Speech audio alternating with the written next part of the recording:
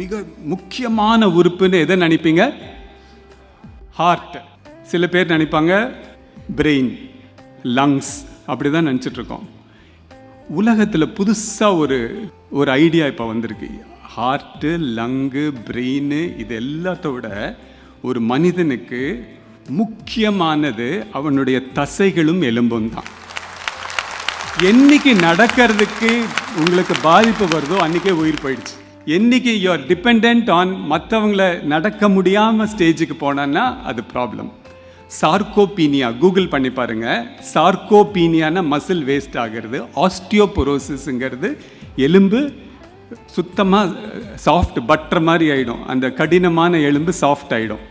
ஏன் இது சொல்ல வரேன்னா, 30 வயசுலையும் 40 வயசுலையும் நம்ம உடம்பை எப்படி வச்சுக்கிறோமோ it reflects on 70 and 80 years. அதனால் இந்த தசைகளை தளர்ச்சியாக விடாதீங்க. அப்புறம் எலும்பு சக்தி வாய்ந்த இருக்கணும்னா சன்லைட் வேணும். ஸோ 20-30 வயசுலேருந்தே எக்ஸசைஸ் பண்ணுறதும் வெளியில் போய் நின்று சன்பாத் எடுக்கிறதும் ரொம்ப முக்கியம். சார்கோபீனியாவும் ஆஸ்டியோபொரோசிஸும் இல்லைன்னா உங்களுடைய ஹார்ட்டு, லங்கு எல்லாமே சிறப்பாக வேலை செய்யும்.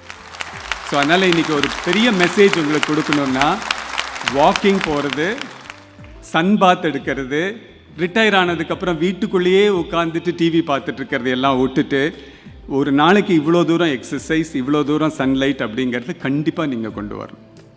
கொண்டு வந்தானே இந்த ஹார்ட், லங்கு ப்ராப்ளம் எல்லாமே போயிடும். கடைசி நாள் மட்டும் நடந்து சாகணுங்கிற மன உறுதியோடு நீங்கள் இருந்தீங்கன்னா ஹார்ட், லங்கு எப்போவுமே இளமையாக இருக்கும். ஸோ இது ரொம்ப முக்கியமான செய்தி. அலட்சியப்படுத்த வேண்டாம்.